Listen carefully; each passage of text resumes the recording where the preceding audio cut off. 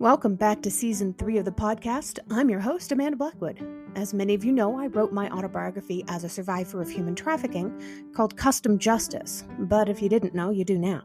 Keeping in line with that, this entire season has been focused on interviewing people who did or plan to write about their own experiences as trauma survivors and how they overcame their past. If that sounds like you, reach out. We can talk about having you on the show, too. As much as we all hate commercials, they are a necessary evil these days. This is what keeps the show on the air. You can also show support by purchasing one of my mini books or donating through PayPal. You can find the links to either option in the podcast description. As always, a portion of the proceeds do go to local organizations that help fight human trafficking.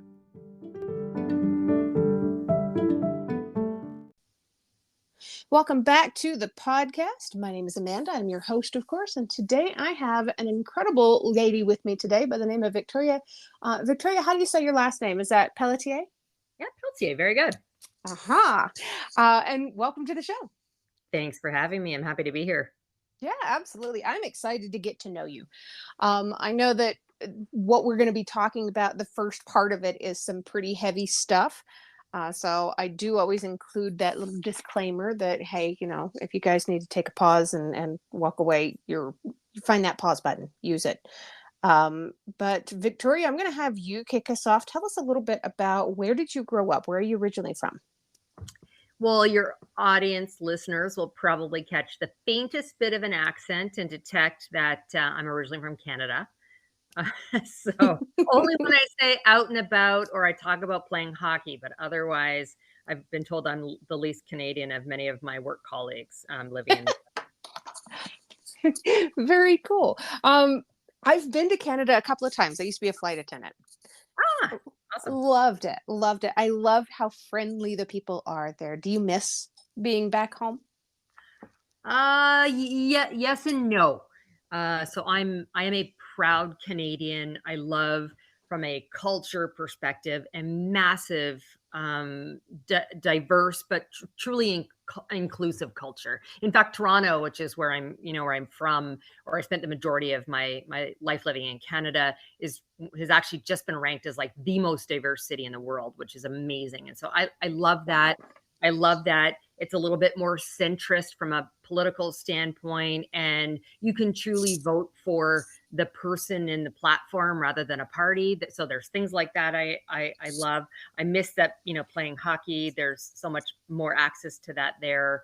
But from a corporate standpoint, being in business, the just size and scale doesn't exist there for the most part. So it's what's always kind of drawn me to the US to lead just much bigger teams, more complex organizations.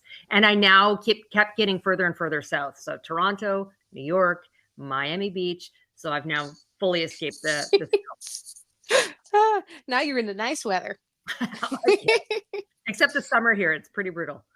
Oh, yeah, I imagine it would be. That's the time to escape back and visit my family and friends in Canada. Nice. It's a nice place to summer. So on to the topic for today. Normally I focus on people that have overcome their own forms of abuse. Can you kind of give us a brief idea of what that abuse was that you've had to overcome? Yeah, absolutely. And I started sharing this story pretty openly maybe about 10 years ago. I've been public speaking for about 20 years, but almost exclusively sort of business, corporate related. And I realized as I began to do more and more coaching and mentoring of others that I could never really authentically do that well or effectively without being vulnerable and sharing a little bit of my story. And so I talk about it a lot as sort of my why, what's driven me or propelled me forward.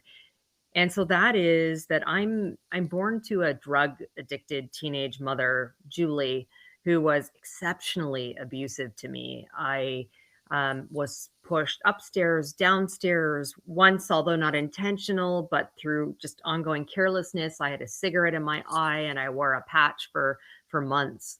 And I went in and out of the child welfare system. And then actually Julie met the couple that have ended up becoming my parents. They adopted me, and she would sort of give me to them after, these outbursts. And after several of those, And actually, I will say the last words I remember Julie saying while I remained in her care was, "Come and get her before I kill her." And after that, the woman that became my mom, and for me, your family are often the chosen ones, and in my case, those that chose me and raised me. So my mom and dad are my adoptive parents, and so my mom had said to her, like, "We want to take her, and we'd like to like adopt her." And so the most selfless thing Julie could have done was actually agree to that, which she did. And so that was a very traumatic first number of years for me, but it created for me this, I'll say, hardened little girl, with walls up constantly. I remember, walking down the street one day, and I was born like strawberry blonde curls. And this construction worker said to me, I think I was 4. He's like, "Aren't you the cutest little thing?" And I won't swear for your audience, but at 4, like I was like, "What the F are you looking at?" Right? Just Oh, tough, tough, tough. And so yeah, no kidding. But my mom worked, hard to, bring some of that down. But I did a lot of that out of fear of not abuse anymore, but like of rejection and being hurt. And I think I also put myself into, bad circumstances. And so I matured very quickly. Like I hit my height of almost 5'8" by the time I was probably 11 years old, taller than my, classmates and my teacher, matured really quickly. And that, led to me being, noticed by boys. And so I started to hang out with, and I associated at a very early age, like sexual advances or sex with love and wanting to be loved and feel I was, part of something. And so, from losing my virginity very young to sadly, and I will never, victim shame, but I put myself in situations that created risk for me. I ended up being raped when I was 14. And so it's just, somewhat trauma after trauma. And it created for me all of the trauma, and there's been a lot that kind of went around that, and my parents' lower socioeconomic status and a bunch of things I kind of dealt with. And it wasn't until much later, in life, I'd say I developed a healthy level of resistance, or of resilience, I should say. My best friend Nick is nicknamed me Turtle, meaning that I have this really tough exterior and I can shoulder and handle a lot, but I'm actually quite all soft and marshmallow inside. And I learned how to compartmentalize, but I truly don't think that's a very healthy way to deal with trauma, to deal with obstacles, challenge, or adversity. And so I think there's a certain level of DNA. There's, an innate nature in some people like myself to be able to be, resilient. But I also think it's like a muscle that you can learn and you can flex. And so it wasn't until later in my 20s and probably into my 30s that I'd say I learned a much more healthy way to be resilient. And it's that's, part of my why when I talk to people around what's propelled me and driven me forward, both from a corporate perspective and then also a lot more on a personal level in terms of the kind of like impact that I want to have and do have in coaching and mentoring and also doing public speaking. And so that's my why. And it comes out of sadly a really, horrible beginning that I hope to, share. I do share with others to let them know that whatever their experience is, they can lead this sort of unstoppable life and choose to move forward with all the pain and trauma that they've experienced. oh, absolutely. And it's so important to recognize that too, that you can stay in that victim mentality and be stuck there forever and continually have this cycle of abuse, or you can figure out how to fight back against it, rise above it, and do what it is that you're doing now. And you're now a role model teaching other people that they don't have to stay in that place. It's Exactly. amazing. Yeah. Thank you. So, how has your trauma impacted your life as to who you are now? Do you still have any kind of flashbacks or PTSD from what you've been through? I don't have flashbacks per se, but it's funny, it's still highly emotional for me. So I started public speaking probably 20 years ago. It was almost initially exclusively like for business purposes and speaking at conferences. And then through the leadership and coaching and mentoring, as I said earlier, I started to share a little bit more of this story with people individually, one-on-one. And now I share it quite broadly, not only with your, audience listeners here, but often on large stages. And as I tell some of this story, it evokes emotion in me, and tears will spring to my eyes, even though I've shared the story time and again. Yeah. What I and I said it took me into my late 20s and 30s to be better at really resilience, and I see that mostly from some of my personal relationships. I remember I met my ex when I was 22, and I made a decision to separate when we were 33, and then I started dating some people, and I remember this one man that I dated, and we were together for a couple of years, and he said, "You know what?" He said, "You need to bring your walls down and you need to let me in." And it's funny because that was a moment for me because I had started in my late 20s to deal show up in business in a very different way, because actually the mask I wore to protect myself, like no one's going to hurt me, or I'm going to push you away before you can hurt me, or in a work setting I'm never going to show vulnerability for fear of what that would mean. I'd started to tackle it really well, like again in a corporate setting, but it was clear obviously by him saying that to me that I hadn't done it personally. So that was still things I kind of needed to, work and address. And I've taken a lot of it's funny. I used the word earlier, unstoppable. And that's just because that's kind of like my philosophy and life motto. And I've co-written a book. So that's one of the other is like sort of, and so I sign social media posts, hashtag unstoppable, hashtag no excuses. And it drives my children a little nuts, I guess. But it's just more around recognizing, and this is how I've learned to process, like nothing is going to stop me. There's lots of things that are outside of our control. And, as I said, I put myself in risky situations, but there's many things that are completely outside of our control. Like I had a horrible accident last summer and was in a wheelchair for months. So stuff's going to happen to us. And, but it's how we choose to respond, in that. And that doesn't mean we don't feel deeply the emotion of what's occurred to us and the need to process that. So that's part of that, resilience for me, and that multi-step journey of how to be resilient is to, I don't just compartmentalize it and put it to the side anymore. I need to deal with the emotion. I need to feel it and then process it. But then it's the choice I have in terms of how I'm going to move forward. So then learning how to anchor on a goal or objective I have in terms of what that moving forward is. And I think the trauma that I've experienced in my past is a big part of what has taught me that and gives me that mindset and allows me to move forward. Do you feel like people can relate to you more when you are doing your public speaking, when you do show your vulnerabilities? 100%. Yeah. Yeah. I think, I think people look at me, and actually for me, it's a little sad sometimes that my children look at me, and like my younger one, who's got some mental health issues, said to me at one point, she's like, "Mom, like you've dealt with all of this stuff in your life and you're like so successful."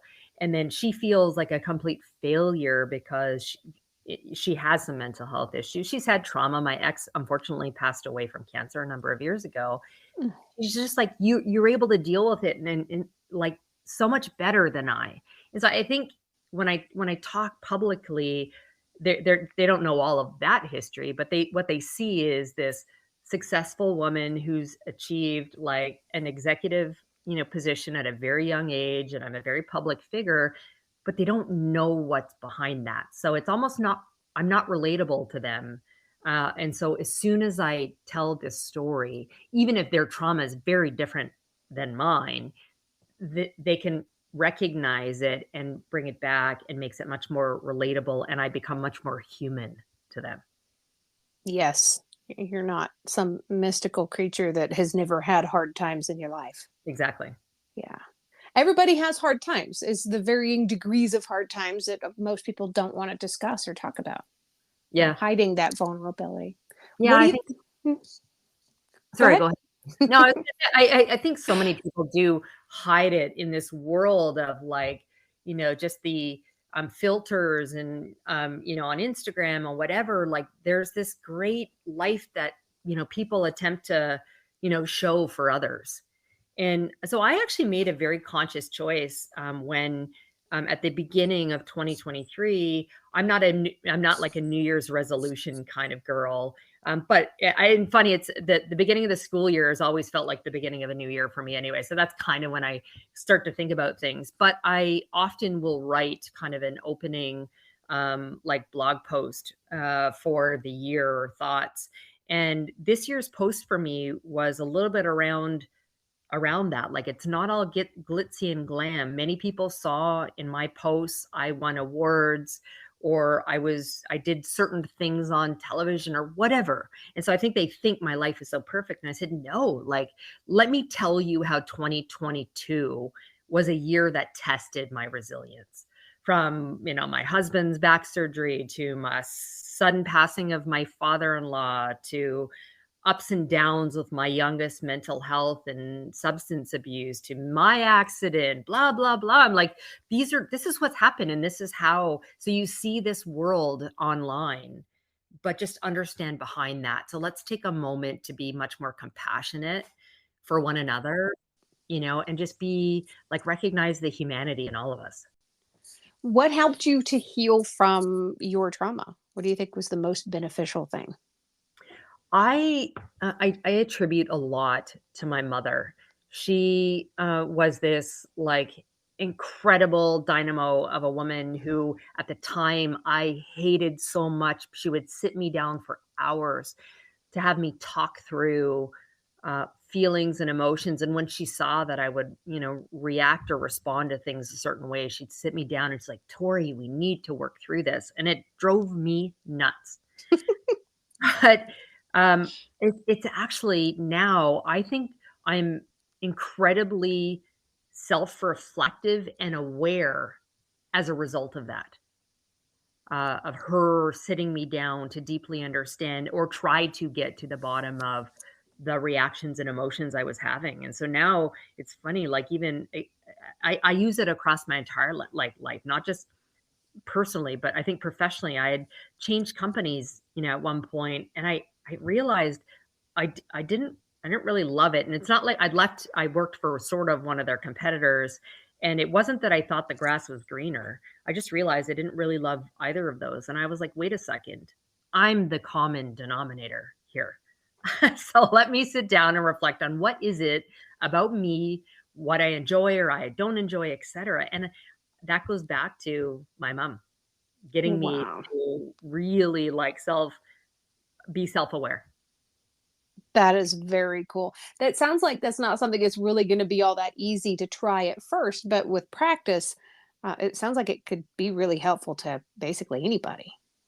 Oh yeah, yeah, and it takes time. I'm not going to tell you that like me learning, from like being that kid who swore at the construction worker, giving her a compliment to like the woman I am today. And well, first of all, that's like 40 years in between, but like it's taken me many years and lots of practice to get better at it. And I'm still far from perfect. I'm still really quick to have certain emotions, but my ability again to process it and choose how I'm going to react, respond, and move forward is so much improved. And so I tell all of your listeners, like it will get better. There's steps to take, and it gets a heck of a lot easier.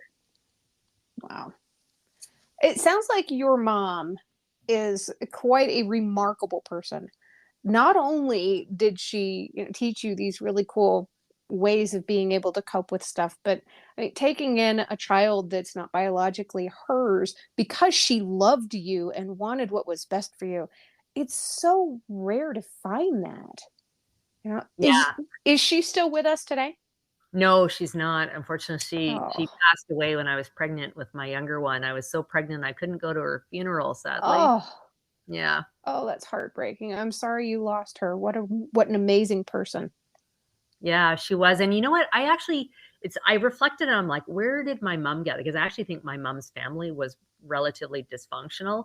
I didn't know that definitively until after she passed, and I talked to my aunt and realized that both my mom and my aunt were sexually abused by a member of their family. Um, Wow. and I remember my aunt saying my mom was trying to force her to talk about it, and my aunt wasn't ready to do it. But my mom was, and so it was like I said, it was after her death I learned this, and I was like, I think that her ability to start to process her own trauma is a big part of why she was able to help me with mine. Wow. Yeah. It's really cool. It it goes to show you how somebody is capable of making changes for other people just by focusing on themselves first. It's like putting on the oxygen mask on the airplane first. If you don't take care of yourself, you can't take care of somebody else. Exactly. So I know that you co-wrote the book. What is the book about? Well, it's funny. It was a friend of mine who had written for the publisher previously, and she approached me and about this book called "Unstoppable Change Makers Who Dare to Make a Difference."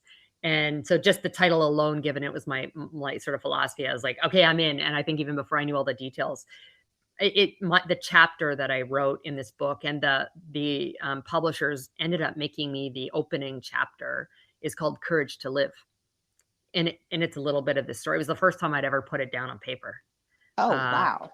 I'd started talking about it, in coaching and mentoring, and I think I was even public speaking, on it at that point, but it hadn't been sort of memorialized on paper. So that's what it was, and it was again some of the lessons I've learned through those experiences.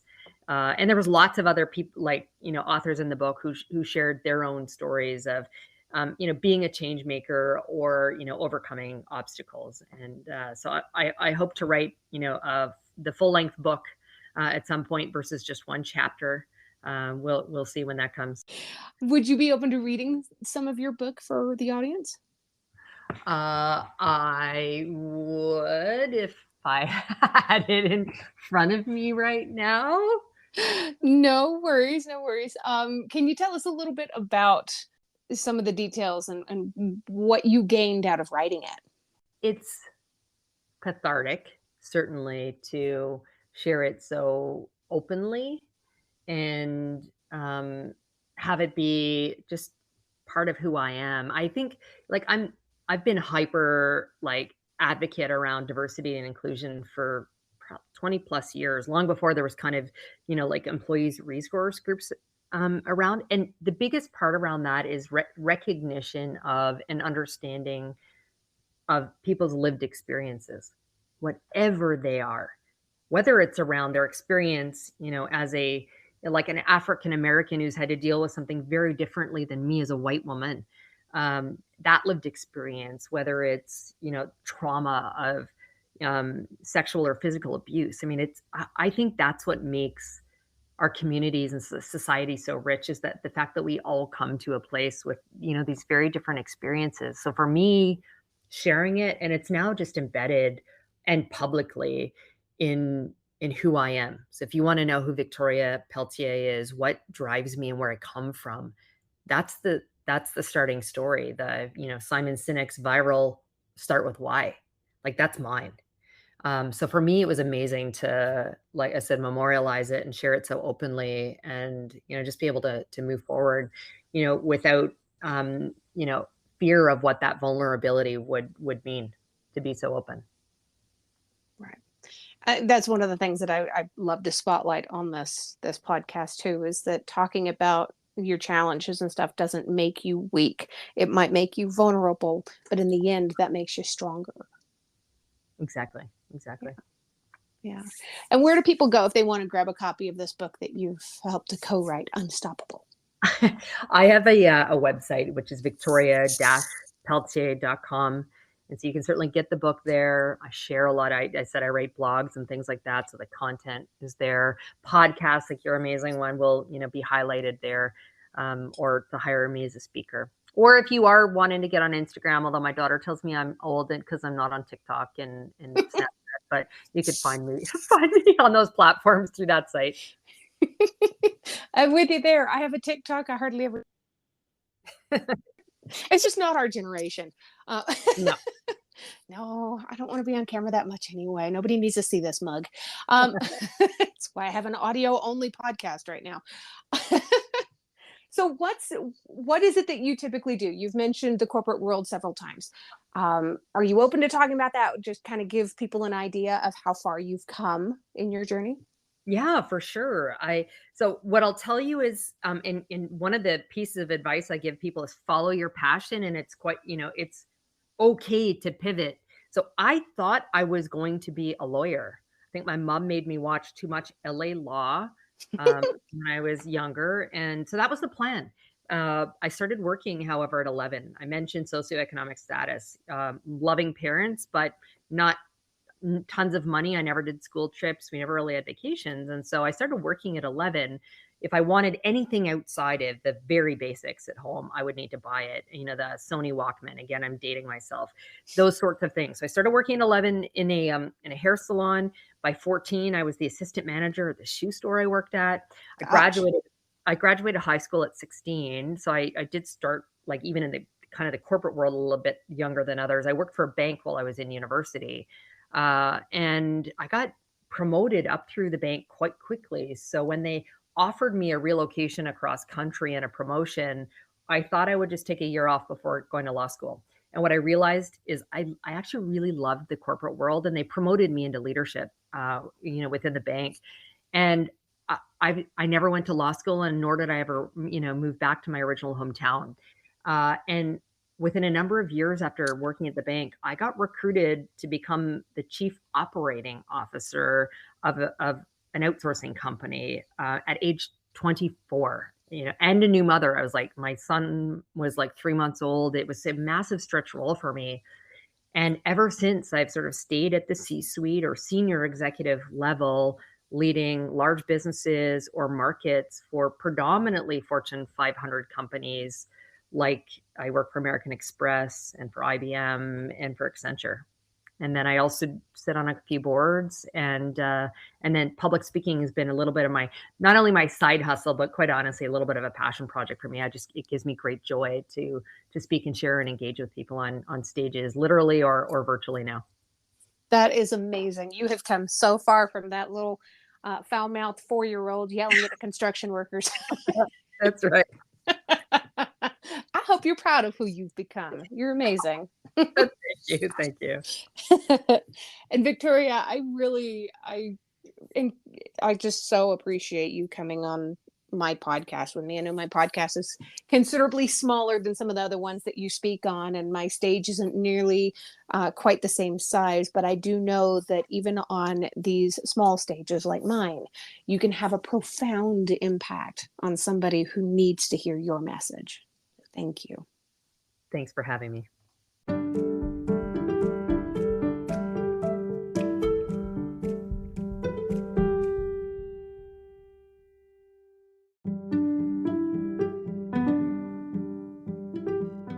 If you've enjoyed tonight's episode, please make sure you check out the episode description. There you're going to find links on how you can learn more about this guest, links to connect with them on social media, and how to support the podcast. Remember, I don't get paid to do this. My boss is a bit tight-fisted, but I can say that I work for myself. In short, this show really is all about the guest. If you've enjoyed their interview, please feel free to let them know. You can also tune into my other podcast, Growth from Darkness, which is co-hosted by a lovely lady from Australia. We talk about what trauma responses are and healthy ways to move beyond the past. For more information, just go to growthfromdarkness.com.